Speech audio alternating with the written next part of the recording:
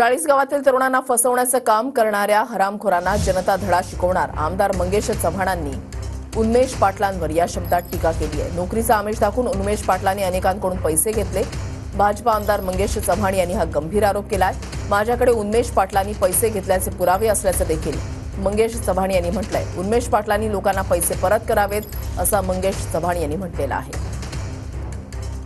आपल्यासोबत बोलण्यासाठी या ठिकाणी भाजपचे आमदार मंगेश चव्हाण आहेत। दादा, काय सांगाल, एकंदरीत या ठिकाणी दोन तरुणांना त्या ठिकाणी पोलिसांनी अटक केलेली आहे, त्याच्यावर गुन्हा दाखल करायचं काम सुरू आहे, काय प्रतिक्रिया? खरं तर दोन तरुणांनी असं आमिष दिलं की मी तुम्हाला नोकरी लावून देतो म्हणून त्यांना आमिष दिलं आणि त्यांना पैसे देताना रंगी हात पकडण्यात आलं।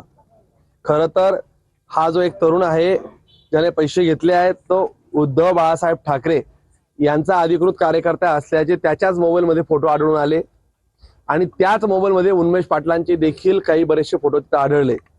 आता या घटनेचा पोलीस तपास करतील की उन्मेष पाटलांचा आणि या नोकर भरती प्रकरणाचा किती संबंध आहे। पण उन्मेष भैयासाहेब पाटील, माजी आमदार, माजी खासदार यांनी या चाळीसगाव तालुक्यातून त्यांनी व त्यांच्या जवळच्या लोकांनी अनेक लोकांचे नोकरी लावून देण्यासाठी पैसे घेतले आहेत। माझ्याकडे ते पुरावे आहेत। त्यांनी जो आर्थिक लाभ मिळवला या संदर्भात जर काही लोकांच्या तक्रारी असतील त्यांनी पोलिसांशी संपर्क साधावा। पोलीस जर गुन्हा दाखल करून घेत नसतील तर माझ्याशी संपर्क साधावा। या चाळीसगाव तालुक्यातल्या तरुणांना फसवण्याचं, गंडवण्याचं काम ज्या नालायकांनी, हरामखोरांनी केलं आहे त्यांना जनता धडा शिकवणार आहे। चंचल कुमार, TV9 मराठी, चाळीसगाव।